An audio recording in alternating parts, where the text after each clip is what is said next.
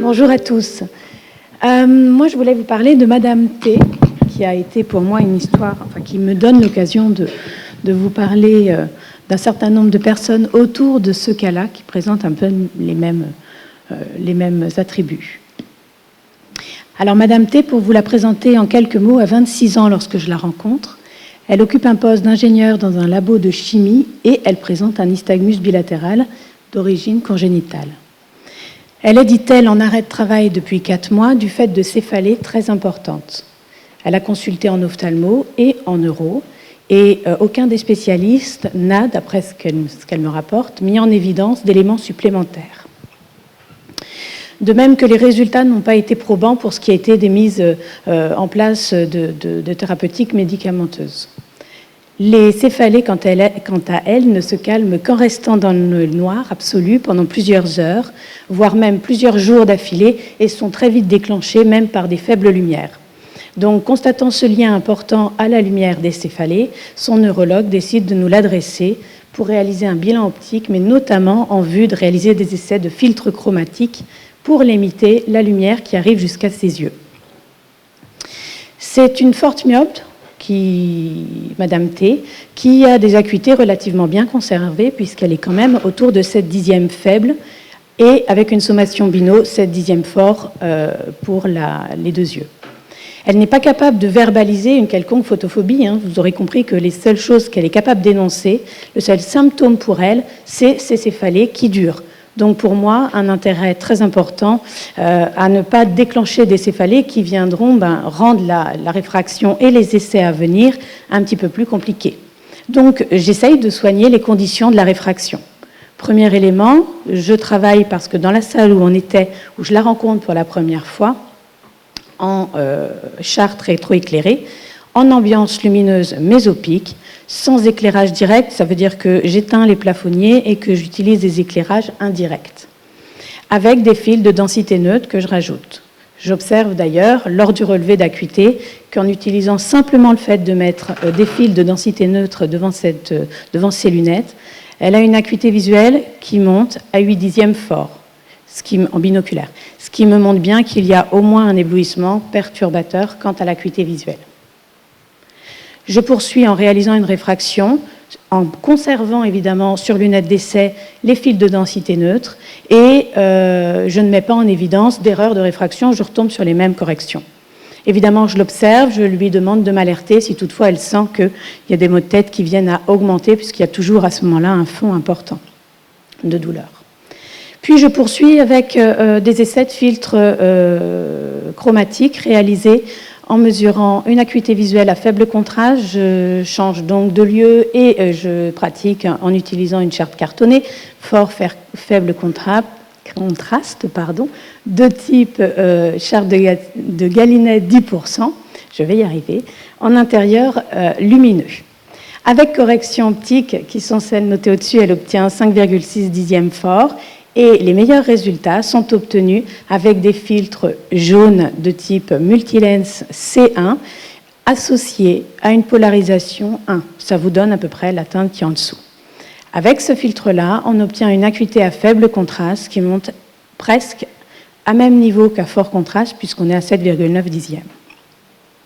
Nous poursuivons ensuite les essais en situation en prenant comme première cible les intérieurs lumineux qui correspondent en fait à ses situations de travail. Elle est en labo de chimie et le travail sur ordinateur, qu'elle favorise évidemment fréquemment, et sur smartphone.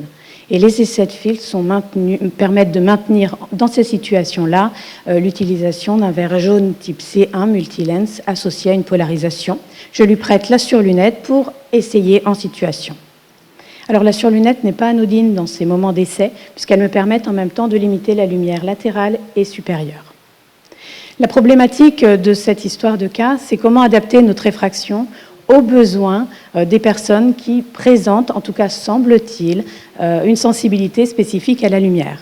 Le premier point, c'est d'arriver à communiquer entre nous, et c'est parce que le neurologue, en me l'adressant, a mis un petit mot en disant peut-être qu'il y a une forte sensibilité à la lumière, que j'ai pu envisager l'adaptation des conditions de ma réfraction.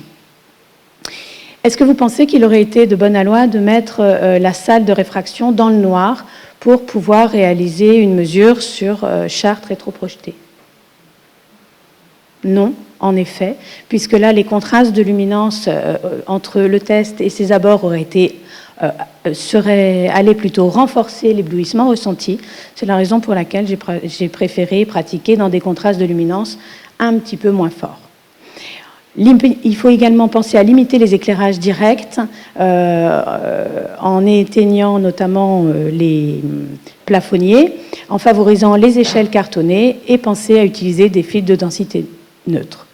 En conclusion, Madame T est présente effectivement, étant donné sa réaction à l'essai de filtre chromatique, un éblouissement perturbateur qui déclenche des douleurs, mais également qui perturbe sa vision en entraînant une baisse à faible et à fort contraste de l'acuité. Une fois l'éblouissement objectivé, c'est la première étape pour lui permettre d'appréhender un petit peu mieux ces céphalées, arriver à les contrôler, les anticiper, les sentir arriver, pour arriver à tout de suite chausser ces filtres qu'elle porte d'ailleurs actuellement en permanence. On a travaillé un petit peu l'esthétique, on n'est pas resté sur des surlunettes. Et on est allé ajouter une deuxième lunette pour les ambiances très ensoleillées l'été, ajouter à une casquette. J'ai adressé un compte-rendu au neuro qui me l'avait envoyé, mais également à elle, de manière à ce qu'elle puisse la transmettre à son ophtalmologiste, mais également à son médecin du travail, de manière à ce que les essais réalisés avec les filtres puissent, dans leur bénéfice, être maintenus au travers d'une adaptation plus large de son poste de travail.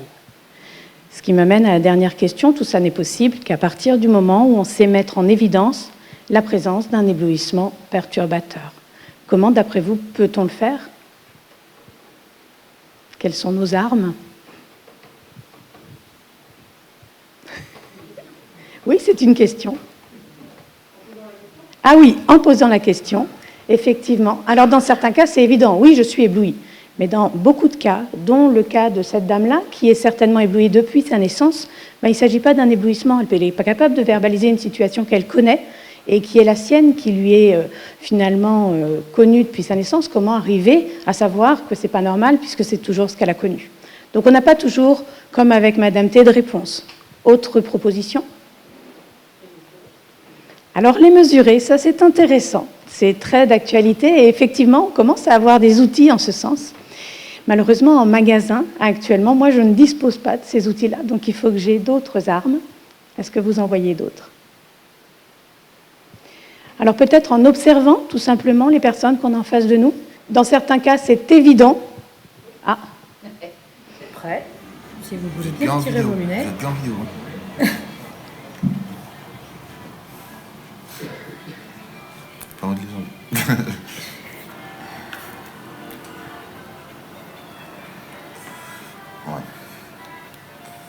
C'est mieux en regardant en bas? Mais ça rentre ici. Donc, ouais. Merci. Alors là, vous voyez que c'est évident, il hésite même, il rechigne, il me dit « Vous êtes sûr qu'il faut que j'enlève les lunettes ?» Donc bon, là, on a une bonne idée du fait qu'il est ébloui. Dans certains autres cas, c'est moins évident. Donc ça ne suffit pas. Encore d'autres idées? Oui. Alors oui, mais alors là c'est agressif. Si ça suffit une petite lumière à déclencher les céphalées, ma pauvre petite Madame T va plus vouloir venir me voir.